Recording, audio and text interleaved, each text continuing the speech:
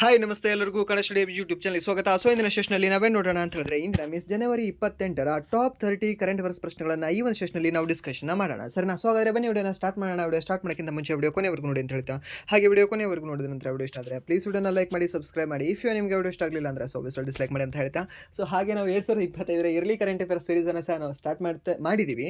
So ಅದರಲ್ಲಿ ಇವಾಗ already 4 ಪಾರ್ಟ್ಗಳನ್ನು complete ಮಾಡಿದ್ದೀವಿ. ಯಾರಿನ್ನೂ ಆ 4 ಪಾರ್ಟ್ಗಳನ್ನು ನೋಡಿಲ್ಲ ಅಲ್ವಾ, ಪ್ಲೀಸ್ ನೀವು ಪ್ಲೇಲಿಸ್ಟಲ್ಲಿ ಹೋಗಿ ಚೆಕ್ ಮಾಡ್ಕೊಂಡು ನೋಡ್ಕೊಳ್ಳಿ. ಸೊ ಇಲ್ಲಿ ನಿಮಗೆ 400 ಪ್ರಶ್ನೆಗಳು ಸಿಗ್ತವೆ ಆ್ಯಂಡ್ ಇನ್ನೂ 300 ಪ್ರಶ್ನೆಗಳ 3 ಪಾಠಗಳನ್ನು ನಾವು ಮಾಡಿ ಕೊಡ್ತೇವೆ. ಸರಿನಾ? ಸೊ ಇದಕ್ಕೆ ಮಹತ್ತರವಾಗಿರ್ತಕ್ಕಂತಹ ಒಂದು ಫೀಡ್ಬ್ಯಾಕ್ ಸಿಕ್ಕಿದೆ ನಮಗೆ. ಏನು ಗೊತ್ತಾ?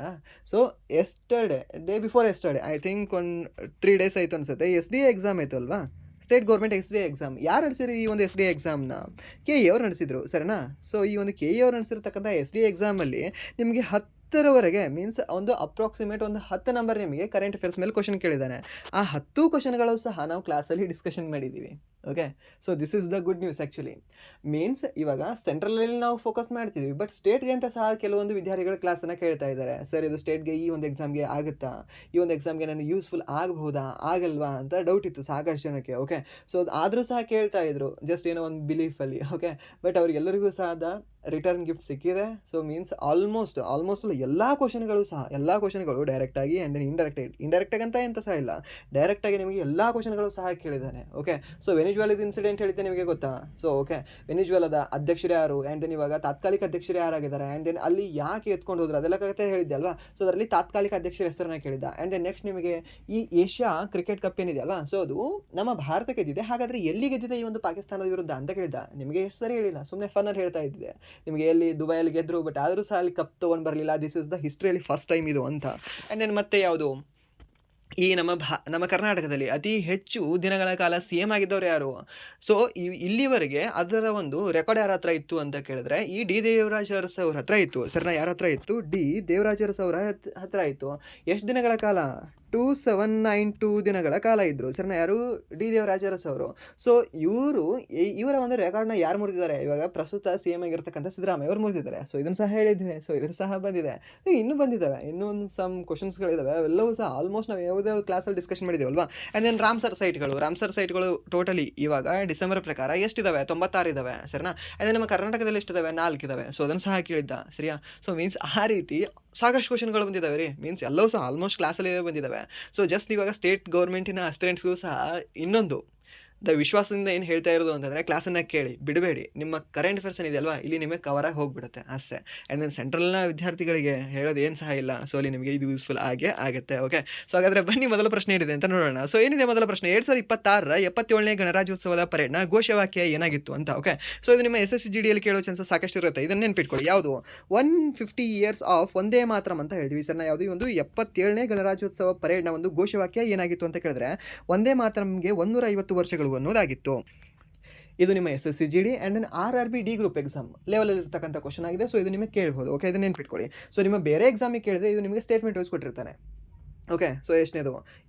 ಈ ವರ್ಷದ ಗಣರಾಜ್ಯೋತ್ಸವದ ಕುರಿತು ಈ ಕೆಳಗಿನ ಯಾವ ಹೇಳಿಕೆಗಳು ನಿಜವಾಗಿದ್ದಾವೆ ಅಂತ. ಸೊ 77ನೇ ಗಣರಾಜ್ಯೋತ್ಸವ ಆಗಿದೆ ಅಂತ ಕೊಡ್ಬೋದು. ಹೌದು, ರೈಟ್ ಇದೆ. ಆ್ಯಂಡ್ ನೆಕ್ಸ್ಟ್ ಇದರ ಒಂದು ಥೀಮ್ ಏನಾಗಿತ್ತು ಅಂತ ಕೇಳಿದ್ರೆ ಒಂದೇ ಮಾತರಂಗೆ 150 ವರ್ಷಗಳು ಅಂತ ಕೊಡಬಹುದು. ಆ್ಯಂಡ್ ದೆನ್ ಈ ಒಂದು ವರ್ಷದಲ್ಲಿ ಈ ಒಂದು ಗಣರಾಜ್ಯೋತ್ಸವದ ಪರೇಡ್ನಲ್ಲಿ ಈ ಒಂದು ರಾಜ್ಯ ಪ್ರಥಮ ಸ್ಥಾನದಲ್ಲಿ ಇತ್ತು ಅಂತ ಕೇಳಬಹುದು. ಸರಿನಾ? ಸೊ ಮೀನ್ಸ್ ಈ ಒಂದು ಪರೇಡ್ನಲ್ಲಿ ಈ ಒಂದು ಇಲಾಖೆ ಆ್ಯಂಡ್ ದೆನ್ ನೆಕ್ಸ್ಟ್ ಈ ಒಂದು ಟ್ಯಾಬ್ಲೋದಲ್ಲಿ ಈ ಒಂದು ರಾಜ್ಯ ಅಂತ ಕೊಡ್ಬೋದು. ಸೊ ಇನ್ನೂ ಅದು ಘೋಷಣೆ ಮಾಡಿಲ್ಲ, ಅದು ಇನ್ನೂ ಘೋಷಣೆ ಮಾಡಿದ್ರೆ ಇನ್ನೊಂದು 2-3 ಡೇಸಲ್ಲಿ ಅದನ್ನು ಸಹ ನೀವು ಅಪ್ಡೇಟ್ ಆಗಿರಂತೆ. ಓಕೆ, ಸೊ ಇದನ್ನು ನೋಡ್ಕೊಳ್ಳಿ ಇದನ್ನು ಫಸ್ಟ್. ಆ್ಯಂಡ್ ದೆನ್ ನೆಕ್ಸ್ಟ್, ಈ ಕೇರಳದ ಯಾವ ಮಾಜಿ ಮುಖ್ಯಮಂತ್ರಿಯವರಿಗೆ ಮರಣೋತ್ತರವಾಗಿ ಪದ್ಮ ವಿಭೂಷಣ ಪ್ರಶಸ್ತಿಯನ್ನು ನೀಡಲಾಗಿದೆ ಅಂತ ಕೇಳಿದ್ದಾನೆ.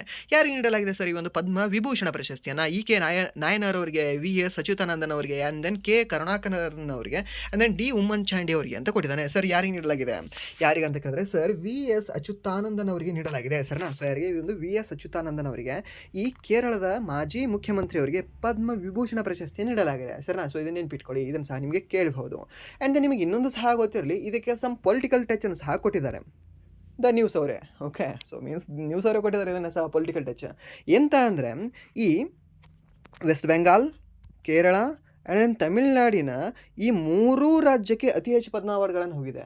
ಸರ್ ಯಾಕೆ ಸರ್? ಅಲ್ಲಿ ಮೇ ಬಿ ಅಲ್ಲಿ ಅವರು ಜಾಸ್ತಿ ಏನೋ ಕೊಡುಗೆ ನೀಡಬಹುದು, ಅಲ್ಲಿ ಹೋಗಿರಬಹುದು. ಇಲ್ಲಿ ಪೊಲಿಟಿಕಲ್ ಟಚ್ ಏನಿದೆ ಅಂತಂದರೆ ಈ 3 ರಾಜ್ಯಗಳಿಗೆ ಇನ್ನೂ ಕೆಲವು ದಿನಗಳಲ್ಲಿ, ಇನ್ನೂ ತಿಂಗಳುಗಳಲ್ಲಿ ಎಲೆಕ್ಷನ್ ಆಗ್ತದೆ. ಓಕೆ. ಸೊ ದ್ಯಾಟ್ ಇಂಟೆನ್ಷನಲಿ ಇಲ್ಲಿ ಕೊಟ್ಟಿದ್ದಾರೆ ಅನ್ನೋ ಸಹ ಊಹಾಪೋಹಗಳಿದ್ದಾವೆ. ಸೊ ನಿಜವೂ ಸಹ ಇರ್ಬೋದು, ಸುಳ್ಳು ಅಂತ ಹೇಳೋಕ್ಕಾಗಲ್ಲ. ಓಕೆ, ನಿಜವೂ ಸಹ ಇರ್ಬೋದು, ಬಟ್ ನಿಮ್ಗೆ ಗೊತ್ತಿರಲಿ. ಸೊ ಟೋಟಲಿ ಇಲ್ಲಿ ಪದ್ಮ ಅವಾರ್ಡ್ಗಳನ್ನು ಎಷ್ಟು ನೀಡಿದ್ದಾರೆ ಈ ವರ್ಷ ಸರ್? 131 ನೀಡಿದ್ದಾರೆ. ಹಾಗಾದರೆ ಪದ್ಮ ವಿಭೂಷಣ ಎಷ್ಟು ಜನಕ್ಕೆ, ಪದ್ಮಭೂಷಣ ಎಷ್ಟು ಜನಕ್ಕೆ, ಪದ್ಮಶ್ರೀ ಎಷ್ಟು ಜನಕ್ಕೆ ಸರ್? ಇದನ್ನು ಕೇಳ್ತಾನೆ ಸರ್. ಹೌದು, ಇದನ್ನು ನಿಮ್ಮ SSC ಎಲ್ಲ ಎಕ್ಸಾಮ್ಗಳಲ್ಲಿ ಆ್ಯಂಡ್ ದೆನ್ RRB ಎಲ್ಲ ಎಕ್ಸಾಮ್ಗಳಲ್ಲಿ ಕೇಳ್ತಾನೆ. ಸ್ಟೇಟ್ ಗೌರ್ಮೆಂಟಲ್ಲಿ ಈ ಥರ ಡಿವೈಡ್ ಮಾಡಿ ಕೇಳೋದು ಸ್ವಲ್ಪ ಕಡಿಮೆ, ಬಟ್ ಸೆಂಟ್ರಲ್ಲಿ ಕೇಳ್ತಾನೆ ಇದನ್ನು. ಸರ್ ಪದ್ಮವಿಭೂಷಣ ಎಷ್ಟು ಜನಕ್ಕೆ ನೀಡಿದ್ದಾರೆ ಸರ್? 5 ಜನಕ್ಕೆ ನೀಡಿದ್ದಾರೆ.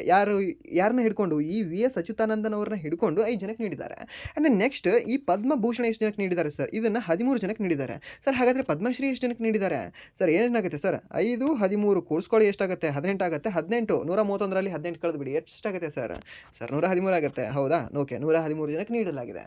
ಆ್ಯಂಡ್ ನೆಕ್ಸ್ಟ್ ಇದನ್ನು ಎಷ್ಟು ಜನ NRIಗಳಿಗೆ ನೀಡಲಾಗಿದೆ? ನಾನ್ ರೆಸಿಡೆನ್ಷಿಯಲ್ ಇಂಡಿಯನ್ಸ್ ಅಂತ ಹೇಳ್ತೀವಿ ಸರ್. ಯಾರು ನಾನ್ ರೆಸಿಡೆನ್ಷಿಯಲ್ ಇಂಡಿಯನ್ಸ್ ಎಷ್ಟು ಜನಕ್ಕೆ ನೀಡಲಾಗಿದೆ ಅಂತ ಕೇಳಿದ್ರೆ ಟೋಟಲಿ 6 ಜನಕ್ಕೆ ನಾನ್ ರೆಸಿಡೆನ್ಷಿಯಲ್ ಇಂಡಿಯನ್ಸ್ ನೀಡಲಾಗಿದೆ. ಹಾಗಾದರೆ ಮರಣೋತ್ತರವಾಗಿ ಎಷ್ಟು ಜನಕ್ಕೆ ನೀಡಲಾಗಿದೆ? ಮರಣೋತ್ತರವಾಗಿ 16 ಜನಕ್ಕೆ ನೀಡಲಾಗಿದೆ. ಈ ಎಲ್ಲ ಡಾಟಾಗಳು ಇಂಪಾರ್ಟೆಂಟ್ ಇದೆ. ಓಕೆ, ಸೊ ನಿಮಗೆ ಜಸ್ಟ್ ಫ್ಲೋದಲ್ಲಿ ಹೇಳ್ತಾ ಇದ್ದೀನಿ, ಬಟ್ ಎಲ್ಲ ಡಾಟಾಗಳು ಇಂಪಾರ್ಟೆಂಟ್ ಇದೆ, ನೆನ್ಪಿಟ್ಕೊಳ್ಳಿ. ಇದನ್ನು ಕೇಳ್ತಾನೆ. ಸೊ ಇದನ್ನು ಆಲ್ರೆಡಿ ನಾನು ಗ್ರೂಪಲ್ಲಿ ಸಹ ಹಾಕಿದ್ದೀನಿ, ಅಲ್ಲಿ ಸಹ ಒಂದ್ಸರಿ ನೋಡ್ಕೊಳ್ಳಿ, ನಿಮಗೆ ರಿವಿಷನ್ ಆಗುತ್ತೆ. ಓಕೆ, ಇಲ್ಲಾಂದರೆ ಒಂದು ಕ್ಲಾಸಲ್ಲಿ ನಿಮಗೆ ಮಾಡಿರ್ತೀನಿ, ಯಾಕಂದರೆ SSGD ಅವರಿಗೆ ಅದು ಯೂಸ್ ಆಗುತ್ತೆ. ಓಕೆ, ಆ್ಯಂಡ್ ದೆನ್ ನೆಕ್ಸ್ಟ್ ನಿಮಗೆ ಈ ಒಂದು ಕ್ಲಾಸಿನ ಮೊದಲ ಹೋಮ್ವರ್ಕ್ ಪ್ರಶ್ನೆ, ಹಾಗಾದರೆ ಎಷ್ಟು ಮಹಿಳೆಯರಿಗೆ ಈ ಒಂದು ಪದ್ಮ ಅವಾರ್ಡ್ಗಳನ್ನು ನೀಡಲಾಗಿದೆ ಈ ಒಂದು ವರ್ಷ? ಓಕೆ, ಸೊ ಅದನ್ನು ನೀವು ಹೋಮ್ವರ್ಕ್ ನಂಬರ್ 1 ಕ್ವಶನ್ ತೊಗೊಂಡು ಇದಕ್ಕೆ ಆನ್ಸರ್ನ ಮಾಡಿ. ಆ್ಯಂಡ್ ನೆಕ್ಸ್ಟ್ ಪ್ರಶ್ನೆ, 2026ರಲ್ಲಿ ಪದ್ಮಭೂಷಣ ಪ್ರಶಸ್ತಿಗೆ ಭಾಜನರಾದ ಭಾರತದ ಟೆನ್ನಿಸ್ ದಂತಕತೆ ಯಾರು ಅಂತ ಕೇಳಿದಾನೆ. 2026ರಲ್ಲಿ ಪದ್ಮಭೂಷಣ ಪ್ರಶಸ್ತಿಗೆ ಭಾಜನರಾಗಿರ್ತಕ್ಕಂಥ ಟೆನ್ನಿಸ್ನ ದಂತಕತೆ ಯಾರು ಅಂತ. ಯಾರಂದ್ರೆ ಸರ್ ಇವರು ಟೆನ್ನಿಸ್ನ ದಂತಕತೆ? ಯಾರಂದ್ರೆ ಸರ್ ಈ ನಮ್ಮ ವಿಜಯ್ ಅಮೃತರಾಜ್ ಅವರು ಅಲ್ವಾ? ಹೌದು, ಈ ಒಂದು ವಿಜಯ್ ಅಮೃತರಾಜ್ ಅವರು ಈ ಟೆನ್ನಿಸ್ನ ದಂತಕತೆಯಾಗಿದ್ದಾರೆ. ಇವರಿಗೆ ಪದ್ಮಭೂಷಣ ಪ್ರಶಸ್ತಿ ನೀಡಿ ಗೌರವಿಸಲಾಗಿದೆ. ಸರಿಯಾ? ಸೊ ಯಾರು? ಈ ಒಂದು Vijay Amritraj. And then next ಇದೇ ಒಂದು ವಿಜಯ್ ಅಮೃತರಾಜ್ ಮತ್ತು ಈ ಒಂದು ಲಿಯಾಂಡರ್ ಪೇಸ್ ಅವರಿಗೆ hall of fame, tennis hall of fame ಪ್ರಶಸ್ತಿ ಸಹ ಸಿಕ್ಕಿತ್ತು 2024ರಲ್ಲಿ. ಸರಿನಾ? ಸೊ ಅದರ ಬಗ್ಗೆ ಸಹ ನಿಮಗೆ ಸ್ಟೇಟ್ ಗೌರ್ಮೆಂಟ್ PC ಎಕ್ಸಾಮಲ್ಲಿ ಆ್ಯಂಡ್ ದೆನ್ ಸೆಂಟ್ರಲಲ್ಲಿ ನಿಮಗೆ ಈ ಒಂದು SSC ಎಕ್ಸಾಮ್ಗಳಲ್ಲಿ ಆಲ್ರೆಡಿ ಕೇಳಿದ್ದ ಇದನ್ನು. ಸರಿನಾ? ಸೊ ಅದನ್ನು ಸಹ ನೀವು ನೆನ್ಪಿಟ್ಕೊಳ್ಬೇಕಾಗುತ್ತೆ. ಆ್ಯಂಡ್ ದೆನ್ ನೆಕ್ಸ್ಟ್ ಪ್ರಶ್ನೆ, ಇತ್ತೀಚೆಗೆ 90ನೇ ವಯಸ್ಸಿನಲ್ಲಿ ನಿಧನರಾದ ಮಾರ್ಕ್ ಟುಲೇಮ್ ಅವರು ಯಾವ ವೃತ್ತಿಗೆ ಸಂಬಂಧಿಸಿದವರಾಗಿದ್ದರು ಅಂತ ಕೇಳಿದಾನೆ. ಓಕೆ, ಸೊ ಯಾರು ಇವರು? ಈ ಮಾರ್ಕ್ ಟುಲಿ ಅವರು ಯಾರು ಅಂತ ಕೇಳಿದ್ರೆ ಅವಾಗ ನಾವು ಹೇಳಬೇಕಾಗಿದೆ ಸರಿ, ಅವರು ಪತ್ರಿಕೋದ್ಯಮಕ್ಕೆ ರಿಲೇಟೆಡ್ ಆಗಿದ್ರು. ಮೀನ್ಸ್ ಪತ್ರಿಕೋದ್ಯಮ ಅಂದರೆ ಯಾವುದು? BBC ವರ್ಲ್ಡ್ ಅಂತ ಹೇಳ್ತೀವಿ ಸರ್. ಯಾವುದು? ಒಂದು BBCಯ ಮಾಜಿ ಬ್ಯೂರೋದ ಮುಖ್ಯಸ್ಥರಾಗಿದ್ರು ಇವರು. ಯಾರು? ಈ ಒಂದು ಮಾರ್ಕ್ ಟುಲಿ ಅವರು. ಓಕೆ ಸರ್, BBC ಅನ್ನೋದೊಂದು ಚಾನಲ್ ಇದೆ ನೋಡಿ, ನ್ಯೂಸ್ ಚಾನಲ್ ಇದೆ ಆ್ಯಕ್ಚುಲಿ. ಓಕೆ, ಸೊ ಆ ಒಂದು ಚಾನಲ್ನ ಒಂದು ಮುಖ್ಯಸ್ಥರಾಗಿದ್ರು ಇವರು. ಯಾರು? ಈ ಒಂದು ಮಾರ್ಕ್ ಟುಲಿ ಅವರು. ಓಕೆ, ಆ್ಯಂಡ್ ನೆಕ್ಸ್ಟ್ ಪ್ರಶ್ನೆ, 2026ರಲ್ಲಿ ಪದ್ಮಶ್ರೀ ಪ್ರಶಸ್ತಿಗೆ ಭಾಜನರಾದ ಭಾರತದ ಮಹಿಳಾ ಹಾಕಿ ತಂಡದ ಗೋಲ್ ಕೀಪರ್ ಯಾರು ಅಂತ. ಓಕೆ, ಸೊ ಯಾರಿದ್ದಾರೆ? ನಿಮಗೇನೊಂದು ಇನ್ಫಾರ್ಮೇಷನ್ ಹೇಳಬೇಕಾಗಿತ್ತು. ಯಾರು English means spoken English better ಮಾಡ್ಕೊಳ್ಬೇಕು ಅಂತ ಇರ್ತೀರಲ್ವಾ? ಸೊ ಇಂಗ್ಲೀಷ್ ನ್ಯೂಸ್ ಚಾನಲ್ಗಳ ನೋಡಿ, not Indian English news channels, ಇದು ಲಂಡನ್ ನ್ಯೂಸ್ ಚಾನಲ್ ಇದೆ ಅನಿಸುತ್ತೆ ಇದು. ಓಕೆ, ಸೊ ಇದನ್ನು ನೋಡಿ, ಮೀನ್ಸ್ ಅದರಲ್ಲಿ ಆ ಪ್ರೊನೌನ್ಸಿಯೇಷನ್ ಹೇಗೆ ಮಾಡ್ತಾರೆ ಆ್ಯಂಡ್ ದೆನ್ ವರ್ಡ್ಗಳನ್ನು ಹೇಗೆ ಹಣಿತಾರೆ ಅಂತ. ಓಕೆ, ಅದು ನಿಮ್ಗೆ ಗೊತ್ತಾಗುತ್ತೆ. ಸೊ ಇಂಗ್ಲೀಷ್ ನ್ಯೂಸ್ ಚಾನಲ್ಗಳನ್ನು ಏನಿಲ್ಲ, 15 ಮಿನಿಟ್ಸ್ ನೋಡಿದ್ರೆ ಸಾಕು ಡೈಲಿ ಅಷ್ಟೇ. ಆ್ಯಂಡ್ ನೆಕ್ಸ್ಟ್ ಪ್ರಶ್ನೆ, 2026ರಲ್ಲಿ ಪದ್ಮಶ್ರೀ ಪ್ರಶಸ್ತಿಗೆ ಭಾಜನರಾದ ಭಾರತದ ಮಹಿಳಾ ಹಾಕಿ ತಂಡದ ಗೋಲ್ ಕೀಪರ್ ಯಾರು ಅಂತ ಕೇಳಿದ್ದಾರೆ. ಸರಿನಾ? ಯಾರು ಸರ್ ಅವರು? ಯಾರು ಅಂತ ಕೇಳಿದ್ರೆ ಈ ಸವಿತಾ ಪೂನಿಯಾ ಅವರು. ಓಕೆ, ಯಾರು? ಈ ಒಂದು ಸವಿತಾ ಪೂನಿಯಾ ಅಂತ ಹೇಳಿದ್ವಿ ಸರಿನಾ? ಸೊ ನಿಮ್ಗೆ ಗೊತ್ತಿರಲಿ, ಈ ಪೂನಿಯಾ ಅಂತ ಬಂದರೆ ನಾವು ಫಸ್ಟ್ ಹಾಕೋದೇ ಪ್ರಿಫರೆನ್ಸ್ ಯಾವುದು ಅಂದರೆ ಕುಸ್ತಿ ಅಂತ ಹಾಕ್ತೀವಿ. ಸವಿತಾ ಪೂನಿಯಾ ಅವರು ಯಾವ ಒಂದು ಕ್ರೀಡೆಗೆ ಸಂಬಂಧಿಸಿದ್ದಾರೆ ಅಂತ ಕೇಳಿದ್ರೆ ಕುಸ್ತಿ ಫಸ್ಟ್ ಆಪ್ಷನ್ ಇತ್ತಾ? ಟಿಕ್ ಅದಕ್ಕೆ. ಯಾಕೆಂದರೆ ಆಲ್ಮೋಸ್ಟ್ ಈ ಪುನಿಯಾ ಫ್ಯಾಮಿಲಿ ಏನಿದೆಯಲ್ವಾ, ಈ ಪುನಿಯಾ ಫ್ಯಾಮಿಲಿ ಸಂಬಂಧಪಟ್ಟಿರೋದೇ ಕುಸ್ತಿಗೆ. ಬಟ್ ಇದೇ ಕ್ವಶನ್ ಹೋದ ವರ್ಷ SSCGDಲಿ 2025 SSGDಲಿ ಕೇಳಿದ್ದಾನೆ. ಸವಿತಾ ಪೂನಿಯಾ ಅವರು ಈ ಕೆಳಗಿನ ಯಾವ ಕ್ರೀಡೆಗೆ ಸಂಬಂಧಿಸಿದ್ದಾರೆ ಅಂತ. ಫಸ್ಟ್ ಆಪ್ಷನ್ ನೀವು ಬೇಕಾದರೆ ಚೆಕ್ ಮಾಡಿ, ಕುಸ್ತಿನೇ ಇದೆ. ಸೆಕೆಂಡ್ ಬಾಕ್ಸಿಂಗ್ ಇದೆ. ಓಕೆ, ಬಟ್ ಇಲ್ಲಿ ಸರಿಯಾದ ಉತ್ತರ ಯಾವುದು ಅಂದರೆ ಇವರು ಸಂಬಂಧಪಟ್ಟಿರೋದು ಯಾವುದಕ್ಕೆ ಅಂದರೆ ಈ ಒಂದು ಹಾಕಿಗೆ ಸಂಬಂಧಪಟ್ಟಿದ್ದಾರೆ. ಓಕೆ, ಸೊ ಅದಕ್ಕೆ ನೀವು ನೆನ್ಪಿಟ್ಕೊಳ್ಬೇಕಾಗತ್ತೆ. ಆ್ಯಂಡ್ ನೆಕ್ಸ್ಟ್ ಪ್ರಶ್ನೆ, 2026ರ ಗಣರಾಜ್ಯೋತ್ಸವದ ಪರೇಡ್ನಲ್ಲಿ ಮೊದಲ ಬಾರಿಗೆ ಯಾವ ಅಂತಾರಾಷ್ಟ್ರೀಯ ಸಂಸ್ಥೆಯ ಉನ್ನತ ನಾಯಕರು ಮುಖ್ಯ ಅತಿಥಿಗಳಾಗಿ ಭಾಗವಹಿಸಿದರು? ಸರ್, ಯುನೈಟೆಡ್, ಈ ಒಂದು ಯುರೋಪಿಯನ್ ಯೂನಿಯನ್ ಅಂತ ಹೇಳ್ತೀವಿ ಸರ್. ಹಾಗಾದರೆ ಯುರೋಪಿಯನ್ ಯೂನಿಯನ್ನ ಯಾರ್ಯಾರು ಸರ್ ಅವರು? ಒಂದು ಆ್ಯಂಟೋನಿಯಾ ಕೋಸ್ಟಾ ಅವರು, ಇನ್ನೊಂದು ಯಾರು? ಉರ್ಸುಲಾ ವ್ಯಾನ್ ಡೇರ್ ಅಂತ ಹೇಳ್ತೀವಿ ಸರ್. ಯಾರು? ಈ ಒಂದು ಉರ್ಸುಲಾ ವ್ಯಾನ್ ಡೇರ್ ಲೇನ್ ಅಂತ ಹೇಳ್ತೀವಿ. ಸೊ ಇವರು, ಹಾಗಾದರೆ ಇವರು ಇಬ್ಬರು ಸಹ ಅಧ್ಯಕ್ಷರಾಗಿದ್ದಾರಾ? ಅಲ್ಲ, ಈ ಯುರೋಪಿಯನ್ ಯೂನಿಯನ್ ಕಮಿಷನ್ನ ಅಧ್ಯಕ್ಷ ಯಾರು ಅಂತ ಕೇಳಿದ್ರೆ ಈ ಒಂದು ಉರ್ಸುಲಾ ವ್ಯಾನ್ ಡೇರ್ ಲೇನ್ ಅವರು. ಬಟ್ ಈ ಒಂದು ಯುರೋಪಿಯನ್ ಯೂನಿಯನ್ ಕೌನ್ಸಿಲ್ನ ಒಂದು ಅಧ್ಯಕ್ಷರು ಯಾರು ಅಂತ ಕೇಳಿದ್ರೆ ಓಕೆ ಕಮಿಷನ್ ಅಂತ ಕೇಳಿದ್ರೆ ಈ ಒಂದು ಉರ್ಸುಲಾ ಅವರು, ಆ್ಯಂಡ್ ದೆನ್ ಈ ಒಂದು ಕಮಿಷನ್ ಅಂತ ಕೇಳಿದ್ರೆ ಅವಾಗ ನೀವು ಹೇಳಬೇಕಾಗುತ್ತೆ ಈ ಒಂದು ಆಂಟೋನಿಯೋ ಕೋಸ್ಟಾ ಅಂತ. ಓಕೆ, ಸೊ 2 ಸಹ ನೆನ್ಪಿಟ್ಕೊಳ್ಳಿ, 2 ಸಹ ನೀವೇ ಕೇಳೋ ಚಾನ್ಸಸ್ ಇರುತ್ತೆ. ಹಾಗಾದ್ರೆ ಈ ಒಂದು ಯುರೋಪಿಯನ್ ಯೂನಿಯನ್ ಸ್ಥಾಪನೆ ಆಗಿದ್ದೆ ಯಾವಾಗ ಸರ್? ಈ ಒಂದು ಯುರೋಪಿಯನ್ ಯೂನಿಯನ್ ಸ್ಥಾಪನೆ ಆಗಿರೋದು 1993ರಲ್ಲಿ ಸ್ಥಾಪನೆ ಆಗಿದೆ ಸರ್. ಆ್ಯಂಡ್ ಯುನೈಟೆಡ್ ನೇಷನ್ ಸ್ಥಾಪನೆ ಆಗಿರೋದು ಯಾವಾಗ ಸರ್? 1944ರಲ್ಲಿ ಸ್ಥಾಪನೆ ಆಗಿದೆ ಸರ್ ಇದು. ಆ್ಯಂಡ್ ನೆಕ್ಸ್ಟ್ ಈ ಒಂದು ASEAN ಸ್ಥಾಪನೆ ಆಗಿರೋದು ಯಾವಾಗ ಸರ್? 1967ರಲ್ಲಿ ಸ್ಥಾಪನೆ ಆಗಿದೆ ಸರ್. ಆ್ಯಂಡ್ ದೆನ್ ಬ್ರಿಕ್ಸ್ ಸ್ಥಾಪನೆ ಆಗಿರೋದು ಯಾವಾಗ ಸರ್? 2009ರಲ್ಲಿ ಸ್ಥಾಪನೆ ಆಗಿದೆ ಅಂತ ಹೇಳ್ತೀವಿ ಸರ್. ಆ್ಯಂಡ್ ದೆನ್ ಬ್ರಿಕ್ಸ್ ಸ್ಥಾಪನೆ ಆಗಿರೋದು ಆ್ಯಕ್ಚುಲಿ 2010ರಲ್ಲಿ, ಯಾಕಂದರೆ ಸೌತ್ ಆಫ್ರಿಕಾ ಸೇರ್ಕೊಂಡ್ರೆ 2010ರಲ್ಲಿ. ಓಕೆ, ಅದು ಸಹ ನಿಮ್ಗೆ ಗೊತ್ತಿರಬೇಕಾಗುತ್ತೆ. ಆ್ಯಂಡ್ ನೆಕ್ಸ್ಟ್ ಪ್ರಶ್ನೆ, ಈ ಒಂದು ಭಾರತೀಯ ನೌಕಾಪಡೆ ಯಾವ ಇಬ್ಬರು ಮಹಿಳಾ ಅಧಿಕಾರಿಗಳಿಗೆ ಇತ್ತೀಚೆಗೆ ಶೌರ್ಯ ಪ್ರಶಸ್ತಿಯನ್ನು ನೀಡಲಾಗಿದೆ ಅಂತ ಕೇಳಿದಾನೆ. ಓಕೆ, ಯಾವ ಇದಕ್ಕೆ ಸಂಬಂಧಪಟ್ಟಿದ್ದಾರೆ ಇವರು ಸರ್? ನೌಕಾಪಡೆಗೆ ಸಂಬಂಧಪಟ್ಟಿದ್ದಾರೆ. ಯಾವ ಒಂದು ಪ್ರಶಸ್ತಿ ನೀಡಲಾಗಿದೆ ಇವರಿಗೆ? ಶೌರ್ಯ ಪ್ರಶಸ್ತಿ ನೀಡಲಾಗಿದೆ. ಸೊ ಈ ರೀತಿ ಕ್ವಶನ್ ನೀವು ಫ್ರೇಮ್ ಮಾಡ್ಕೊಳ್ಳಿ. ಸೊ ಇದಕ್ಕೆ ಆನ್ಸರ್ ಯಾವುದಾಗುತ್ತೆ? ಯಾವುದು ಇದಕ್ಕೆ ಆನ್ಸರ್ ಅಂತಂದರೆ ಅವಾಗ ಹೇಳಬೇಕಾಗಿದೆ ಸರ್, ಈ ಒಂದು ದಿಲ್ಲಾಕೆ ಮತ್ತು ರೂಪಾಯಿ ಅವರು ಅಂತ. ಯಾರು? ಈ ಒಂದು ದಿಲ್ಲಾಕೆ ಮತ್ತು ರೂಪಾಯಿ ಅವರು, ಇವರಿಗಿಬ್ಬರಿಗೆ ಶೌರ್ಯ ಪ್ರಶಸ್ತಿ ನೀಡಲಾಗಿದೆ. ಹಾಗಾದರೆ ಇವರು ಏನು ಸಾಧನೆ ಮಾಡಿದರು ಅಂತ ಹೇಳ್ಬೋದಾ? ಏನು ಸಾಧನೆ ಮಾಡಿದ್ರು ಇವರು? 2025ರಲ್ಲಿ ಇವರು ಯಾವುದೋ ಒಂದು ನೌಕಾಯಾನ ತಗೊಳ್ತಾರೆ ಸರ್. ಯಾವ ನೌಕಾಯಾನ? ಹೋಮ್ವರ್ಕ್ ನಂಬರ್ 2 ತಗೊಳ್ಳಿ. This is the homework number 2. ಎರಡೇ ಇವತ್ತು ನಿಮಗೆ ಹೋಮ್ವರ್ಕ್. ಸೊ ಇದಕ್ಕೆ ನೀವು ಆನ್ಸರ್ ಮಾಡಿ. ಓಕೆ, ನೆಕ್ಸ್ಟ್ ಪ್ರಶ್ನೆ, ನಾಸಾ ಬಿಡುಗಡೆ ಮಾಡಿದ ಯಾವ AI ಮಾದರಿಯು 370 ಹೊಸ ಎಕ್ಸೋ ಪ್ಲಾನೆಟ್ಗಳನ್ನು ಪತ್ತೆ ಹಚ್ಚಿದೆ ಅಂತ ಕೇಳಿದ್ದಾನೆ. ಯಾವುದು ಸರ್ ಅದು? ಈ ಒಂದು ನಾಸಾ ಬಿಡುಗಡೆ ಮಾಡಿರ್ತಕ್ಕಂಥ ಯಾವ AI ಮಾದರಿ 370 ಹೊಸ ಎಕ್ಸೋ ಪ್ಲಾನೆಟ್ಗಳನ್ನು ಪತ್ತೆ ಹಚ್ಚಿದೆ? ಯಾವುದು ಅದು?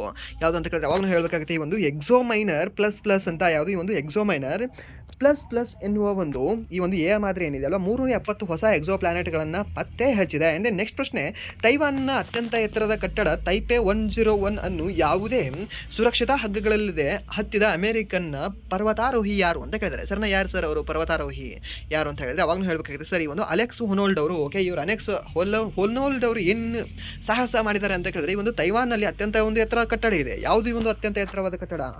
ತೈಪೆ 101 ಅಂತ. ಏನು? ತೈಪೆ 101 ಅನ್ನುವ ಒಂದು ಕಟ್ಟಡ ಇದೆ. ಆ ಒಂದು ಕಟ್ಟಡವನ್ನು ಹಗ್ಗಗಳಿಲ್ಲದೆ ಸುಮ್ಮನೆ ಕೈಯಿಂದ ಮೀನ್ಸ್ ಈ ಹಲ್ಲಿ ಇರುತ್ತೆ ಗೊತ್ತಾ, ಸೊ ಆ ರೀತಿ ಹತ್ತಿದ್ದಾರೆ ಇವರು. ಯಾರು? ಈ ಅಲೆಕ್ಸ್ ಹೊನೋಲ್ಡ್ ಅವರು. ಓಕೆ, ಇದನ್ನು ಸಹ ನೆನ್ಪಿಟ್ಕೊಳ್ಳಿ. ಯಾವ ದೇಶದವರು? ಅಮೆರಿಕ ದೇಶದವರು. ಆ್ಯಂಡ್ ನೆಕ್ಸ್ಟ್ ಪ್ರಶ್ನೆ, ನ್ಯೂಜಿಲೆಂಡ್ ವಿರುದ್ಧ 3ನೇ T20 ಪಂದ್ಯದಲ್ಲಿ 14 ಎಸೆತಗಳಲ್ಲಿ 2ನೇ ಅತಿ ವೇಗದ ಅರ್ಧಶತಕ ಬಾರಿಸಿದ ಭಾರತೀಯ ಬ್ಯಾಟರ್ ಯಾರು ಸರ್? ಫಸ್ಟ್ 12 ಎಸೆತದಲ್ಲಿ ಈ ಒಂದು ಇಂಗ್ಲೆಂಡ್ ವಿರುದ್ಧ 2007ರಲ್ಲಿ ಒಬ್ಬರು ಬಾರಿಸಿದ್ರು. ಯಾರು ಸರ್? ಯುವರಾಜ್ ಸಿಂಗ್ ಅವರು. ಆ್ಯಂಡ್ ದೆನ್ ಇವಾಗ ಅವರ ಶಿಷ್ಯ ಆಗಿರ್ತಕ್ಕಂಥ ಈ ಅಭಿಷೇಕ್ ಶರ್ಮಾ ಅವರು ಏನಿದಾರಲ್ವಾ, 14 ಎಸೆತಗಳಲ್ಲಿ 50 ಕಂಪ್ಲೀಟ್ ಮಾಡಿದ್ದಾರೆ. ಮೀನ್ಸ್ ಈ ಒಂದು ಅರ್ಧಶತಕವನ್ನು ಬಾರಿಸಿದ್ದಾರೆ. ಆ್ಯಂಡ್ ದೆನ್ ನೆಕ್ಸ್ಟ್ ಈ 20 ಶತಕಗಳಲ್ಲಿ 68ರ ಮೂಲಕ ಒಂದು 320ಯಲ್ಲಿ ಇವರು ವಿನ್ ಮಾಡಿಕೊಟ್ಟಿದ್ದಾರೆ ನಮ್ಮ ಭಾರತಕ್ಕೆ. ಸರಿನಾ? ಸೊ ಅದು ಸಹ ಗೊತ್ತಿರಲಿ ನಿಮಗೆ. ಆ್ಯಂಡ್ ದೆನ್ ಇವರು IPL ಯಾವ ತಂಡಕ್ಕೆ ಆಡ್ತಾರೆ? ಇವರು SRH ತಂಡಕ್ಕೆ ಆಟ ಆಡ್ತಾರೆ ನೋಡಿ. ಆ್ಯಂಡ್ ದೆನ್ ಸೂರ್ಯಕುಮಾರ್ ಯಾದವ್ ನಮ್ಮ ಭಾರತದ T20 ಕ್ರಿಕೆಟ್ ತಂಡದ ನಾಯಕ ಅಂತ ಹೇಳ್ತೀವಿ. ಓಕೆ, ಆ್ಯಂಡ್ ದೆನ್ ನೆಕ್ಸ್ಟ್ ಪ್ರಶ್ನೆ, ಈ ಒಂದು 6 ದಿನಗಳ ಕಾಲ ನಡೆಯುವ ರಾಷ್ಟ್ರೀಯ ಸಂಸ್ಕೃತಿ ಮತ್ತು ಪ್ರವಾಸೋದ್ಯಮ ಉತ್ಸವ ಭಾರತ ಪರ್ವ 2026 ಎಲ್ಲಿ ಉದ್ಘಾಟನೆ ಆಯಿತು ಅಂತ ಕೇಳಿದಾನೆ. ಭಾರತ್ ಪರ್ವ 2026 ಎಲ್ಲಿ ಉದ್ಘಾಟನೆ ಆಗಿದೆ ಸರ್? ಇದು ನಿಮ್ಮ RRB ಮತ್ತು SSLC ಜಾಸ್ತಿ ಫೋಕಸ್ ಮಾಡ್ತಕ್ಕಂಥ ಪ್ರಶ್ನೆ ಇದು. ಸೊ ಎಲ್ಲಿ ಅಂತ ಕೇಳಿದ್ರೆ ಅವಾಗಲೂ ಹೇಳಬೇಕಾಗುತ್ತೆ ಸರ್, ಈ ಒಂದು ಕೆಂಪು ಕೋಟೆಯಲ್ಲಿ, ಈ ಒಂದು ನವದೆಹಲಿಯಲ್ಲಿ ಅಂತ ಹೇಳಬೇಕಾಗುತ್ತೆ. ಓಕೆ, ಆ್ಯಂಡ್ ನೆಕ್ಸ್ಟ್ ಪ್ರಶ್ನೆ, 77ನೇ ಗಣರಾಜ್ಯೋತ್ಸವದ ಪರೇಡ್ನಲ್ಲಿ ಆಯುಷ್ ಸಚಿವಾಲಯದ ಸ್ತಬ್ಧ ಚಿತ್ರ ವಿಷಯ ಏನಾಗಿತ್ತು ಅಂತ ಕೇಳಿದಾನೆ. ಆಯುಷ್ ಸಚಿವಾಲಯದು ಏನಾಗಿತ್ತು ಸರ್? ಈ ಒಂದು ಆಯುಷ್ ಸಚಿವಾಲಯದು ಯಾವುದು ಅಂತ ಕೇಳಿದ್ರೆ ಒಂದು ಆಯುಷ್ ಖಾತ ಅಂದ್ರೆ ಸ್ವಚ್ಛತಾ ಕಾ ಮಂತ್ರ ಅಂತ ಆಗಿತ್ತು. ಸರ್ನ ಏನಾಗಿತ್ತು? ಈ ಒಂದು ಆಯುಷ್ ಖಾತ ಅಂದ್ರೆ ಸ್ವಚ್ಛತಾ ಕಾ ಮಂತ್ರ, ಸ್ವಾಸ್ಥ್ಯ ಮಂತ್ರ ಅನ್ನೋದು ಈ ಒಂದು ಟ್ಯಾಬ್ಲೋದ ವಿಷಯವಾಗಿತ್ತು. ಯಾವ ಸಚಿವಾಲಯ ಇದು? ಆಯುಷ್ ಸಚಿವಾಲಯ ಇದು. ಆ್ಯಂಡ್ ನೆಕ್ಸ್ಟ್ ಪ್ರಶ್ನೆ, ಈ ಒಂದು ಇತ್ತೀಚೆಗೆ ಸುದ್ದಿಯಲ್ಲಿದ್ದ ಪುಕೆಟ್ ಬಂದರು ಯಾವ ದೇಶದ ಪ್ರಮುಖ ಬಂದರು ಆಗಿದೆ? ಓಕೆ ಸರ್, ಇಲ್ಲಿವರೆಗೂ ಕ್ವಶನ್ ಇಂಪಾರ್ಟೆಂಟ್ ಇರಲಿಲ್ವಾ? ಇವಾಗ ಸ್ಟಾರ್ ಹಾಕಿದ್ರಿ ಅಂತ ಕೇಳಿದ್ರೆ ಮತ್ತೆ ಹೊಸ ಸ್ಟೂಡೆಂಟ್ ಹೇಳ್ತಿದ್ದೀನಿ, ಈ ಕ್ವಶನ್ ನಿಮಗೆ ಮತ್ತೆ ನೋಡೋಕ್ಕೆ ಸಿಗೋದಿಲ್ಲ. ಸೊ ಆದರೂ ಸಹ ಇದು ಇಂಪಾರ್ಟೆಂಟ್ ಆಗಿರುತ್ತೆ. So that's why. ಸೊ ಈ ಒಂದು ಪುಕೆಟ್ ಪೋರ್ಟ್ ಯಾವ ಒಂದು ದೇಶದಲ್ಲಿ ಕಂಡುಬರ್ತಕ್ಕಂಥ ಒಂದು ಬಂದರಾಗಿದೆ ಅಂತ. ಯಾವ ದೇಶದಲ್ಲಿ ಕಂಡುಬರ್ತದೆ ಸರ್ ಈ ಒಂದು ಪುಕೆಟ್ ಬಂದರು? ಯಾವ ದೇಶದಲ್ಲಿ ಅಂತ ಕೇಳಿದ್ರೆ ಸರ್ ಅವಾಗ ಹೇಳಬೇಕಾಗುತ್ತೆ ನಾವು ಈ ಒಂದು ಥೈಲ್ಯಾಂಡ್ ದೇಶದಲ್ಲಿ. ಯಾವುದು? ಈ ಒಂದು ಥೈಲ್ಯಾಂಡ್ ದೇಶದಲ್ಲಿ ಈ ಒಂದು ಪುಕೆಟ್ ಬಂದರು ಕಂಡುಬರುತ್ತೆ. ಹೆಸರನ್ನ ಯಾವುದು? ಥೈಲ್ಯಾಂಡ್ ಅಂತ ಹೇಳ್ತೀವಿ. ಇದು ನೆನ್ಪಿಟ್ಕೊಳ್ಳಿ, ಥೈಲ್ಯಾಂಡ್ ದೇಶದಲ್ಲಿ ಒಂದು ಪುಕೆಟ್ ಬಂದರು ಕಂಡುಬರುತ್ತೆ. ಅಂದರೆ ನೆಕ್ಸ್ಟ್ ಪ್ರಶ್ನೆ, ಇತ್ತೀಚೆಗೆ ಅಧ್ಯಯನದ ಪ್ರಕಾರ ಸ್ಕಿಜೋಫ್ರೇನಿಯಾ ಮಾನಸಿಕ ಅಸ್ವಸ್ಥತೆಯಿಂದ ಬಳಲುತ್ತಿರುವವರು ಯಾವ ಆರೋಗ್ಯ ಸಮಸ್ಯೆಗೆ ಹೆಚ್ಚು ಒಳಗೋಗುತ್ತಾರೆ ಅಂತ ಕೇಳಿದಾನೆ. ಓಕೆ, ಈ ಒಂದು ಸ್ಕಿಜೋಫ್ರೇನಿಯಾ ಒಂದು ಮಾನಸಿಕ ಅಸ್ವಸ್ಥತೆಯಿಂದ ಬಳಲ್ತಾರಲ್ವಾ, ಸೊ ಯಾವ ಒಂದು ದೇಹಕ್ಕೆ, ಯಾವ ಒಂದು ದೇಹದ ಆರೋಗ್ಯ ಸಮಸ್ಯೆಗೆ ಅವರು ಒಳಗಾಗುತ್ತಾರೆ? ಯಾವುದಕ್ಕೆ ಸರ್? ಯಾವುದಕ್ಕೆ ಅಂದರೆ ಈ ಒಂದು ಮೂಳೆ ದೌರ್ಬಲ್ಯ ಮತ್ತು ಈ ಒಂದು ಫ್ರ್ಯಾಕ್ಚರ್ಸ್ ಅವರಿಗೆ ಕಂಡು ಬರ್ತವೆ. ಹೆಸರನ್ನ ಯಾರಿಗೆ? ಒಂದು ಸ್ಕಿಜೋಫ್ರೇನಿಯಾ ಇರತಕ್ಕಂಥ ಮಾನಸಿಕ ಅಸ್ವಸ್ಥತೆಯ ರೋಗಿಗಳಿಗೆ. ಆ್ಯಂಡ್ ನೆಕ್ಸ್ಟ್ ಪ್ರಶ್ನೆ, ಅರುಣಾಚಲ ಪ್ರದೇಶದಲ್ಲಿ ಸಂಶೋಧಕರು ಇತ್ತೀಚೆಗೆ ಗುರುತಿಸಿದ ಸ್ಟ್ರೋಂಬಿಲ್ಯಾಂಥೆಸ್ ರೈಟಿ ಎಂಬ ಹೊಸ ಪ್ರಭೇದ ಯಾವುದಕ್ಕೆ ಸಂಬಂಧಿಸಿದೆ ಅಂತ ಕೇಳಿದ್ರೆ. ಓಕೆ, ಒಂದು ಸ್ಟ್ರೋಂಬಿಲ್ಯಾಂಥೆಸ್ ರೈಟಿ ಯಾವುದಕ್ಕೆ ಸಂಬಂಧಿಸಿದೆ ಸರ್? ಇದು ಸ್ಟ್ರೋಂಬಿಲ್ಯಾಂಥೆಸ್ ರೈಟಿ ಅನ್ನೋದು ಯಾವುದಕ್ಕೆ ಅಂತ ಕೇಳಿದ್ರೆ ಅವಾಗ ನಾವು ಹೇಳಬೇಕಾಗತ್ತೆ ಸರ್, ದಿಸ್ ಈಸ್ ಒಂದು ಸಸ್ಯ. ಸೊ ಯಾವ ಸಸ್ಯ? ಈ ಒಂದು ಫ್ಲವರಿಂಗ್ ಸಸ್ಯ ಅಂತ ಹೇಳ್ತೀವಿ ಸರ್. ಏನಾಗಿದೆ? ಒಂದು ಫ್ಲವರಿಂಗ್ ಸಸ್ಯ ಆಗಿದೆ. ಯಾವುದು? ಈ ಒಂದು ಸ್ಟ್ರೋಂಬಿಲ್ಯಾಂಥೆಸ್ ರೈಟಿ ಅನ್ನೋದು ಸರ್. ಇದು ಸ್ಟೇಟ್ ಗೌರ್ಮೆಂಟ್ ಎಕ್ಸಾಮಲ್ಲಿ ನಿಮಗೆ ಇಂಪಾರ್ಟೆಂಟ್ ಆಗುತ್ತೆ ನೋಡಿ. ಸೊ ಇವಾಗ SDA SDA ನಾನ್ HK ಆಯಿತು. ನೆಕ್ಸ್ಟ್ HK ಎಕ್ಸಾಮ್ ಇದೆ ಅಲ್ವಾ, ಐ ಥಿಂಕ್ ಇನ್ ಫೆಬ್ರವರಿ ಇದೆ ಅನಿಸುತ್ತೆ. ಸೊ ಅವ್ರು ಇದನ್ನು ನೆನ್ಪಿಟ್ಕೊಳ್ಳಿ, ಯಾವುದನ್ನು, ಈ ಒಂದು ಸ್ಟ್ರೊಂಬಿಲಾಂಥಿಸ್ ರೈಟಿ ಅನ್ನೋದು. ಓಕೆ, ಇದ್ರ ಮೇಲೆ ಫೋಕಸ್ ಮಾಡಿ ನಿಮಗೆ ಕ್ವಶನ್ ಬರಬಹುದು, ಚಾನ್ಸಸ್ ಇರುತ್ತೆ. ಆ್ಯಂಡ್ ನೆಕ್ಸ್ಟ್ ಪ್ರಶ್ನೆ, ಸಮುದ್ರದ ಆಳವನ್ನು ಅಳೆಯಲು ಯಾವ ಸಾಧನವನ್ನು ಬಳಸಲಾಗುತ್ತದೆ? ಓಕೆ, ಒಂದು 5 ನಿಮಗೆ ಈ ಸ್ಟ್ರಾಟಜಿಕ್ ಪ್ರಶ್ನೆಗಳು ನೋಡ್ಕೊಳ್ಳೋಣ. ಏನು ಬಳಸ್ತೀವಿ ನಾವು ಈ ಒಂದು ಸಮುದ್ರದ ಆಳವನ್ನು ಅಳೆಯಲು? ಸರ್ ಫ್ಯಾದೋಮೀಟರ್ನ ಬಳಸ್ತೀವಿ. ಸರ್ ಏನನ್ನು ಬಳಸ್ತೀವಿ? ಫ್ಯಾದೋಮೀಟರ್ನ ಬಳಸ್ತೀವಿ. ಆ್ಯಂಡ್ ದೆನ್ ಒತ್ತಡವನ್ನು ಅಳೆಯಲು ಬ್ಯಾರೋಮೀಟರ್ನ ಬಳಸ್ತೀವಿ, ಏನನ್ನ ಒತ್ತಡವನ್ನು ಅಳೆಯಲು. ಆ್ಯಂಡ್ ದೆನ್ ನೆಕ್ಸ್ಟ್ ಈ ಒಂದು ತೇವಾಂಶವನ್ನು ಅಳೆಯಲು ಹೈಗ್ರೋಮೀಟರ್ನ ಬಳಸ್ತೀವಿ. ಆ್ಯಂಡ್ ದೆನ್ ಈ ಒಂದು ಎತ್ತರವನ್ನು ಅಳೆಯಲು ನಾವಾಗಿ ಏನು ಬಳಸ್ತೀವಿ? ಈ ಒಂದು ಅಲ್ಟಿಮೀಟರ್ನ ಬಳಸ್ತೀವಿ. ಓಕೆ, ಅಂದರೆ ನೆಕ್ಸ್ಟ್ ಪ್ರಶ್ನೆ, ಶಾತವಾಹನ ರಾಜವಂಶದ ಸ್ಥಾಪಕ ಯಾರು ಅಂತ ಕೇಳಿದ್ರೆ ಸರ್ ಈ ಒಂದು ಸಿಮುಖ ಅಂತ ಹೇಳ್ತೀವಿ. ಆ್ಯಂಡ್ ದೆನ್ ನೆಕ್ಸ್ಟ್ ಪ್ರಶ್ನೆ, ಗರಿಬಿ ಹಠವೋ ಎಂಬ ಘೋಷಣೆಯನ್ನು ಯಾವಾಗ ನೀಡಲಾಯಿತು ಅಂತ ಕೇಳಿದ್ರೆ ಸರ್ ಎಷ್ಟನೇ ಒಂದು ಪಂಚವಾರ್ಷಿಕ ಯೋಜನೆ ಅಡಿಯಲ್ಲಿ? ಎಷ್ಟನೇ ಒಂದು ಪಂಚವಾರ್ಷಿಕ ಯೋಜನೆ ಅಡಿ ಅಂದರೆ ಸರ್ 5ನೇ ಪಂಚವಾರ್ಷಿಕ ಯೋಜನೆಯಲ್ಲಿ ಈ ಒಂದು ಗರಿಬಿ ಹಠವೋ ಎಂಬ ಒಂದು ಘೋಷಣೆಯನ್ನು ನೀಡಲಾಗ್ತದೆ. ಓಕೆ, ಇದು SSGDಯಲ್ಲಿ ಇದು ಇಂಪಾರ್ಟೆಂಟ್ ಕ್ವಶನ್, ಇದು ಯಾವುದು GD ಅಂತ ಹೇಳ್ತೀವಿ, ಇದು ನೆನ್ಪಿಟ್ಕೊಳ್ಳಿ. ಆ್ಯಂಡ್ ನೆಕ್ಸ್ಟ್, ವಿಕ್ರಮಶಿಲಾ ವಿಶ್ವವಿದ್ಯಾಲಯವನ್ನು ಸ್ಥಾಪಿಸಿದವರು ಯಾರು ಅಂತ ಕೇಳಿದ್ರೆ ಸರ್ ಈ ಒಂದು ವಿಕ್ರಮಶಿಲಾ ವಿಶ್ವವಿದ್ಯಾಲಯನ ಸ್ಥಾಪನೆ ಮಾಡಿರ್ತಕ್ಕಂಥ ವ್ಯಕ್ತಿ ಯಾರು? ಸರ್ ಈ ಒಂದು ಪಾಲವಂಶ, ಯಾವ ಪಾಲವಂಶದ ಯಾವುದರೆ? ಸರ್ ಧರ್ಮಪಾಲ ಅಂತ ಹೇಳ್ತೀವಿ. ಸರ್ ಯಾವ ಪಾಲ? ಈ ಒಂದು ಧರ್ಮಪಾಲ ಈ ಒಂದು ವಿಕ್ರಮಶಿಲಾ ವಿಶ್ವವಿದ್ಯಾಲಯವನ್ನು ಸ್ಥಾಪನೆ ಮಾಡಿರ್ತಕ್ಕಂಥ ವ್ಯಕ್ತಿಯಾಗಿದ್ದಾರೆ. ಆ್ಯಂಡ್ ನೆಕ್ಸ್ಟ್ ಪ್ರಶ್ನೆ, 1504ರಲ್ಲಿ ಆಗ್ರಾ ನಗರವನ್ನು ಸ್ಥಾಪಿಸಿದವರು ಯಾರು ಅಂತ ಕೇಳಿದ್ರೆ ಸರ್ ಯಾರು ಅಂತ ಕೇಳಿದ್ರೆ ಒಂದು ಸಿಕಂದರ್ ಲೋಧಿ ಅವರು ಅಂತ ಹೇಳ್ತೇವೆ. ಆ್ಯಂಡ್ ನೆಕ್ಸ್ಟ್ ಪ್ರಶ್ನೆ, ಗೃಹ ಸಚಿವಾಲಯವು 2026ರಲ್ಲಿ ಎಷ್ಟು ಪದ್ಮ ಅಂದರೆ ಸರ್ 131 ಇವಾಗಲೇ ಹೇಳಿದ್ರಲ್ಲ ಸರ್, ಮತ್ತೆ ಯಾಕೆ ಸರ್ ಡಿಸ್ಕಷನ್. ಆ್ಯಂಡ್ ನೆಕ್ಸ್ಟ್, ಈ ಒಂದು ಏಷ್ಯಾದ ಅತಿ ದೊಡ್ಡ ನಾಗರಿಕ ವಿಮಾನಯಾನ ಕಾರ್ಯಕ್ರಮವಾದ ವಿಂಗ್ಸ್ ಇಂಡಿಯಾ 2026 ಯಾವ ರಾಜ್ಯದಲ್ಲಿ ಆಯೋಜಿಸಲಾಗಿದೆ ಅಂತ ಕೇಳಿದ್ದಾನೆ. ವಿಂಗ್ಸ್ ಇಂಡಿಯಾ 2026 ಯಾವ ರಾಜ್ಯದಲ್ಲಿ ಆಯೋಜನೆ ಮಾಡಲಾಗಿದೆ ಸರ್? ಇದು ಎಲ್ಲಿ ಅಂತಂದರೆ ಈ ಒಂದು ತೆಲಂಗಾಣದಲ್ಲಿ ಆಯೋಜನೆ ಮಾಡಲಾಗಿದೆ. ಯಾವುದೋ ಒಂದು ವಿಂಗ್ಸ್ ಇಂಡಿಯಾ 2026 ಎಂಬ ಒಂದು ಕಾರ್ಯಕ್ರಮ. ಆ್ಯಂಡ್ ನೆಕ್ಸ್ಟ್ ಪ್ರಶ್ನೆ, ಇತ್ತೀಚೆಗೆ ಒಲಿಂಪಿಕ್ ಕೌನ್ಸಿಲ್ ಆಫ್ ಏಷ್ಯಾದ ಅಧ್ಯಕ್ಷರಾಗಿ ಯಾರು ಆಯ್ಕೆಯಾಗಿದ್ದಾರೆ ಅಂತ ಕೇಳಿದ್ದಾನೆ. ಸರ್ ಯಾರು ಆಯ್ಕೆಯಾಗಿದ್ದಾರೆ ಸರ್ ಇದು? ಸೊ ಇದು ಇಂಪಾರ್ಟೆಂಟ್ ಆಗುತ್ತೆ ನಿಮಗೆ. ಸೊ ಎಲ್ಲ ಎಕ್ಸಾಮಲ್ಲಿ ಇದು ಇಂಪಾರ್ಟೆಂಟ್ ಆಗುತ್ತೆ. ಸರ್ ಯಾರು ಅಂತ ಕೇಳಿದ್ರೆ ಇವ್ರ ಹೆಸರು ಎಷ್ಟು ಉದ್ದ ಇದೆ ನೋಡಿ, ಒಂದು 5 ಎಕರೆ ಇದೆ ಅನಿಸುತ್ತೆ. ಶೇಖ್ ಜವಾನ್ ಬಿನ್ ಹಮದ್ ಅಲ್ ಥಾನಿ ಅವರು. ಯಾರು? ಈ ಒಂದು ಶೇಖ್ ಜವಾನ್ ಬಿನ್ ಹಮದ್ ಅಲ್ ಥಾನಿ ಅವರು ಈ ಒಲಿಂಪಿಕ್ ಕೌನ್ಸಿಲ್ ಆಫ್ ಏಷ್ಯಾದ ಅಧ್ಯಕ್ಷರಾಗಿ ಆಯ್ಕೆಯಾಗಿದ್ದಾರೆ. ಓಕೆ, ಆ್ಯಂಡ್ ನೆಕ್ಸ್ಟ್ ಪ್ರಶ್ನೆ, ಮಾವೋವಾದಿಗಳ ವಿರುದ್ಧ ಆಪರೇಷನ್ ಮೆಘಾಬುರು ಎಂಬ ಕಾರ್ಯಾಚರಣೆಯನ್ನು ಯಾವ ರಾಜ್ಯದಲ್ಲಿ ನಡೆಸಲಾಯಿತು ಅಂತ ಕೇಳಿದ್ರೆ. ಓಕೆ, ಯಾವುದು ಈ ಒಂದು ಆಪರೇಷನ್ ಮೆಘಾಬುರು ಯಾವ ರಾಜ್ಯದಲ್ಲಿ ನಡೆಸಲಾಗಿದೆ ಸರ್? ಇದು ಎಲ್ಲಿ ಅಂತ ಕೇಳಿದ್ರೆ ಅವಾಗ ನಾವು ಹೇಳಬೇಕಾಗುತ್ತೆ sir, that is Jharkhand. Okay, ಎಲ್ಲಿ ಅಂದರೆ ಇದೊಂದು ಜಾರ್ಖಂಡ ಅಂತ ಹೇಳ್ತೇವೆ. ಇನ್ನು ನೆಕ್ಸ್ಟ್ ಪ್ರಶ್ನೆ, ಈ ಒಂದು ವರ್ಲ್ಡ್ ಎಕನಾಮಿಕ್ ಫೋರಮ್ ತನ್ನ 4ನೇ ಕೈಗಾರಿಕಾ ಕ್ರಾಂತಿ ಕೇಂದ್ರವನ್ನು C4IR ಭಾರತದ ಯಾವ ರಾಜ್ಯದಲ್ಲಿ ಸ್ಥಾಪಿಸುವುದಾಗಿ ಘೋಷಿಸಿದೆ ಅಂತ ಕೇಳಿದೆ. ಓಕೆ, ಯಾವುದು ಈ ಒಂದು ವರ್ಲ್ಡ್ ಎಕನಾಮಿಕ್ ಫೋರಮ್ ಅಂತ ಹೇಳ್ತೀವಿ 4ನೇ ಕೈಗಾರಿಕಾ ಕ್ರಾಂತಿ ಕೇಂದ್ರವನ್ನು ಎಲ್ಲಿ ಸರ್? ಇದು ಎಲ್ಲಿ ಅಂತಂದರೆ ಈ ಒಂದು ಆಂಧ್ರ ಪ್ರದೇಶದಲ್ಲಿ. ಎಲ್ಲಿ? ಒಂದು ಆಂಧ್ರ ಪ್ರದೇಶದಲ್ಲಿ. ಸರ್ ಹಾಗಾದರೆ ವಿಂಗ್ಸ್ ಇಂಡಿಯಾ 2026 ಎಲ್ಲಿ ನಡೆಯಲಿದೆ ಸರ್? ಹೈದರಾಬಾದಲ್ಲಿ. ಮೀನ್ಸ್ ಈ ಒಂದು ತೆಲಂಗಾಣದಲ್ಲಿ ಅಲ್ವಾ, ಹೈದರಾಬಾದಲ್ಲಿ. ಓಕೆ, ಅದನ್ನು ಸಹ ನೆನ್ಪಿಟ್ಕೊಳ್ಳಿ. ಅಂದರೆ ನೆಕ್ಸ್ಟ್ ಪ್ರಶ್ನೆ, ಈ ಒಂದು ICC 2026 T20 ವಿಶ್ವಕಪ್ನಲ್ಲಿ ಬಾಂಗ್ಲಾದೇಶದ ಬದಲಿಗೆ ಯಾವ ತಂಡವನ್ನು ಸೇರಿಸಿಕೊಂಡಿದೆ ಅಂತ ಕೇಳಿದ್ರೆ ಸರ್ ಯಾವ ತಂಡವನ್ನು ಸೇರಿಸಿಕೊಂಡಿದೆ ಸರ್? ಯಾವುದಕ್ಕೆ ಸರ್? ಸ್ಕಾಟ್ಲೆಂಡನ್ನು ಸೇರಿಸ್ಕೊಂಡಿದೆ. ಹೌದು, ಈ ಒಂದು ಸ್ಕಾಟ್ಲೆಂಡನ್ನು ಸೇರಿಸ್ಕೊಂಡಿದೆ ಸರ್ನಾ. ಸೊ ಬಾಂಗ್ಲಾದೇಶ ಹೊರಗೋಗಿದೆ. So this is out and then this is in ಅಂತ ಹೇಳ್ತೇವೆ. ಆ್ಯಂಡ್ ದೆನ್ ನೆಕ್ಸ್ಟ್ ಪ್ರಶ್ನೆ, 49ನೇ ಅಂತಾರಾಷ್ಟ್ರೀಯ ಕೋಲ್ಕತ್ತಾ ಪುಸ್ತಕ ಮೇಳದಲ್ಲಿ ಯಾವ ದೇಶವನ್ನು ಫೋಕಸ್ ಕಂಟ್ರಿ ಎಂದು ಆಯ್ಕೆ ಮಾಡಲಾಗಿದೆ? ಓಕೆ, ಇದು ನಿಮಗೆ ಕೇಳ್ತಾರೆ ನೋಡಿ, ಫೋಕಸ್ ಕಂಟ್ರಿ. ಯಾಕೆ ಇದನ್ನು ಕೆಲವೊಂದು ಹೇಳ್ತಿರ್ತೀನಿ ಅಂದರೆ ಕೆಲವೊಂದು ವಿದ್ಯಾರ್ಥಿಗಳಿಗೆ ಗೊತ್ತಿರಲ್ಲ, ಮೀನ್ಸ್ ಯಾವ ಕ್ವಶನ್ಗೆ ಫೋಕಸ್ ಮಾಡಬೇಕು ಅಂತ. ಸೊ ಅದಕ್ಕೆ ಕೆಲವೊಂದು ಹೇಳಬೇಕಾಗುತ್ತೆ. ಸೊ ಈ ಒಂದು ಫೋಕಸ್ ಕಂಟ್ರಿ ಎಂದು ಯಾವುದನ್ನು ಆಯ್ಕೆ ಮಾಡಲಾಗಿದೆ ಈ ಒಂದು 49ನೇ ಅಂತಾರಾಷ್ಟ್ರೀಯ ಪುಸ್ತಕ ಮೇಳದಲ್ಲಿ ಅಂತ ಕೇಳಿದ್ರೆ ಅವಾಗ ನಾವು ಹೇಳಬೇಕಾಗುತ್ತೆ ಸರ್, ದ್ಯಾಟ್ ಈಸ್ ಯಾವುದು ಸರ್? ಅರ್ಜೆಂಟೀನಾ. ಯಾವುದು ಅಂದರೆ ಈ ಒಂದು ಅರ್ಜೆಂಟೀನಾ ದೇಶ ಅಂತ ಹೇಳ್ತೀವಿ. Option A Argentina. ನೆನ್ಪಿಟ್ಕೊಳ್ಳಿ, ಇದನ್ನು ಫೋಕಸ್ ಕಂಟ್ರಿಯಾಗಿ ಯಾವುದನ್ನು ಆಯ್ಕೆ ಮಾಡಲಾಗಿದೆ ಅಂತ ಹೇಳಿದ್ರೆ ಒಂದು ಅರ್ಜೆಂಟೀನಾ ದೇಶವನ್ನು. ನೆಕ್ಸ್ಟ್ ಪ್ರಶ್ನೆ, ಪ್ರತಿ ಜಿಲ್ಲೆಯ ಸಾಂಪ್ರದಾಯಿಕ ಸ್ಥಳೀಯ ಖಾದ್ಯಗಳನ್ನು ಜನಪ್ರಿಯಗೊಳಿಸಲು ಒಂದು ಜಿಲ್ಲೆ ಒಂದು ಖಾದ್ಯ 1 ಡಿಸ್ಟ್ರಿಕ್ಟ್ 1 ಡಿಶ್ ಯೋಜನೆಯನ್ನು ಯಾವ ರಾಜ್ಯ ಸರ್ಕಾರ ಪ್ರಾರಂಭಿಸಿದೆ ಅಂತ ಕೇಳಿದ್ರೆ ಸರ್ ಯಾವ ರಾಜ್ಯ ಸರ್ಕಾರ ಸರ್? ಅದು ಯಾವುದು ಡಿಶ್ನ ತಿನ್ನಬೇಕು ಅಂದರೆ ನಾವು ಎಲ್ಲಿ ಹೋಗಬೇಕು ಸರ್? ಉತ್ತರ ಪ್ರದೇಶಕ್ಕೆ ಹೋಗಬೇಕು. ಸೊ ಟೋಟಲಿ 80 ಜಿಲ್ಲೆಗಳಿಗೆ ಕಂಡುಬರ್ತವೆ. 80 ಜಿಲ್ಲೆಗಳಿಗೆ ಹೋದರೆ ನಿಮಗೆ 80 ಡಿಶ್ಗಳು ಕಂಡುಬರ್ತವೆ ನೋಡಿ. ಆ್ಯಂಡ್ ನೆಕ್ಸ್ಟ್ ಪ್ರಶ್ನೆ, ಈ ಒಂದು ಭಾರತ ಅತ್ಯುನ್ನತ ಶಾಂತಿ ಕಾಲದ ಶೌರ್ಯ ಪ್ರಶಸ್ತಿಯಾದ ಅಶೋಕ ಚಕ್ರ ಪ್ರಶಸ್ತಿಗೆ ಇತ್ತೀಚೆಗೆ ಭಾಜನರಾದವರು ಯಾರು ಅಂತ? ಯಾರು ಸರ್ ಭಾಜನರಾದವರು ಸರ್? ಶುಭಾಂಶು ಶುಕ್ಲಾ ಅವರ? ಹೌದು, ಶುಭಾಂಶು ಶುಕ್ಲಾ ಅವರು. ಆ್ಯಂಡ್ ನೆಕ್ಸ್ಟ್ ಪ್ರಶ್ನೆ, ಇತ್ತೀಚೆಗೆ ಯಾವ ಪ್ರಸಿದ್ಧ ನಟನಿಗೆ ಮರಣೋತ್ತರವಾಗಿ ಪದ್ಮ ವಿಭೂಷಣ ಪ್ರಶಸ್ತಿಯನ್ನು ನೀಡಲಾಗಿದೆ ಅಂತ ಕೇಳಿದ್ದೇನೆ ಸರ್ನ. ಯಾರಿಗೆ ನೀಡಲಾಗಿದೆ ಸರ್ ಈ ಒಂದು ಪದ್ಮ ವಿಭೂಷಣ?